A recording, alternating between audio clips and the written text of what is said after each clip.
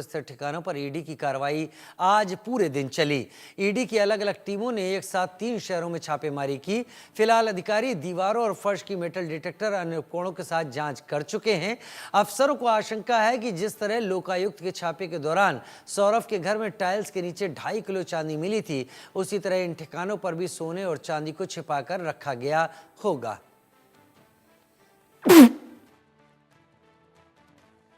आप देख रहे हैं जिस शख्स की ये डाकिया है।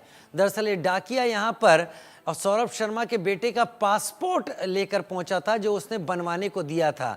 इससे यह भी पता चला कि सौरभ शर्मा अपने पूरे परिवार को यहां से फरार करके निकालने की कोशिश में था, लेकिन डाकिये के पहुंचने से पहले ही ईडी की टीम वहां पहुंच चुकी थी। लिहाजा ये डाकिया उस पासपोर्ट को डिलीवर किए बिना वापस लौट गया। ये कई जगहों पर ये छापेमारी हुई है सौरभ शर्मा के अलग अलग इलाकों पे, और अब से कुछ देर पहले ईडी की टीम भोपाल के ग्वालियर के उस घर से जहां पर सौरभ शर्मा का ठिकाना बताया जाता है, वहां से दस्तावेज लेकर और 2 लोगों को लेकर निकल चुकी है।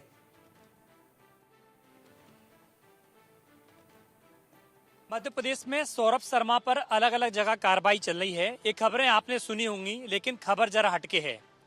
सौरभ शर्मा की आपने लोकायुक्त, उसके बाद आईटी और आईटी के बाद ईडी की कार्रवाई की खबरें तो बेसिस सुनी है।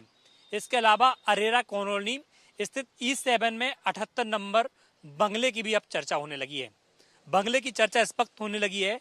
उसी बंगले के बाहर मैं मौजूद हूँ। इस बंगले की भी अपनी एक अलग कहानी है। पिछले 20 साल से जब से इस बंगले का निर्माण हुआ है, पहले जिस परिवार इस बंगले में रहता था, उनके परिजन की एक दर्दनाक हादसे में निधन हो गया, जिसके कारण उन्हें बंगला अनलकी सूटेबल रहा। उसके साथ इस बंगले को वो खाली कर चले गए। ये बंगला 20 साल में 4 मालिक बदले, 4 बार बंगला का बिका, रजिस्ट्री हुई, यानी कि मालिक आते गए और जाते गए। क्योंकि जो भी इस बंगले में रहा उसके साथ कुछ ना कुछ हादसा भी होता रहा, या किसी के साथ कर्ज में डूब गया, या कोई बीमार हो गया, या कोई परिवार में निधन हो गया। एक अपनी अलग कहानी है। पिछले 1.5 साल पहले सौरभ इस बंगले में शिफ्ट हुए। सौरभ का कारोबार बेहद अच्छा चल रहा था, नौकरी में थे, नौकरी उसने छोड़ी, उसके बाद अपना बंगला भी उन्होंने एक खरीदा। लेकिन सबसे पहले अगर यहाँ पर लोकायुक्त की कार्रवाई हुई थी तो सौरभ के इसी बंगले पर हुई थी। तमाम लोग हैं, अनलकी बंगला साबित हुआ है। पड़ोसी हालांकि ऑन कैमरा बोलने को तैयार नहीं है, लेकिन इस बंगले की भी अपनी एक अलग कहानी है, जो बताती है कि सौरभ के लिए बंगला अनलकी साबित हुआ। जब से बंगला खरीदा, जब से सौरभ के ग्रह खराब हो गए और उनके पास कुछ ना कुछ कार्रवाई उनके ऊपर होती रही। पहले लोकायुक्त, लोकायुक्त के बाद आईडी और ईडी, यानी कि कह सकते हैं कि मध्य प्रदेश का, जिन्हें धन कुंवर कहा जा रहा है, वो मध्य प्रदेश का धन कुंवर बुरी तरीके से इस अनलकी बंगले से फंस गया। वीडियो जर्नलिस्ट अजय कटियार के साथ चेतन सेठ, इंडिया न्यूज, भोपाल। तो अब बड़ी खबर का रुख कर लेते हैं। ग्वालियर से आ रही बड़ी खबर, जहां पर सौरभ शर्मा के घर पर ईडी की कार्रवाई पूरी हो गई है। ईडी ने सौरभ शर्मा के घर पर 2 लोगों से पूछताछ की।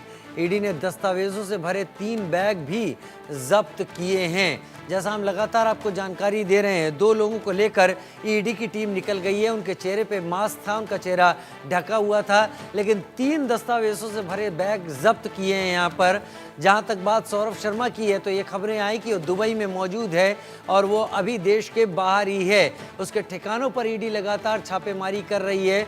घर में उसकी मां के अलावा कोई और नहीं था। ईडी की टीम सुबह 5 बजे पहुंची ग्वालियर के इसी घर में, और अब से कुछ देर पहले ही करीब 9 बजे ईडी की टीम वहां से बाहर निकली है।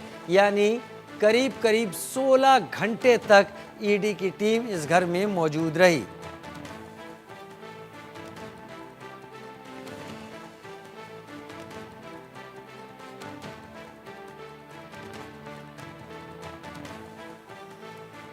उधर अब नए साल यानी 1 जनवरी 2025 की भी बात कर ले तो नए यूपीआई नियम लागू हो जाएंगे। आरबीआई ने फैसला लिया है कि यूपी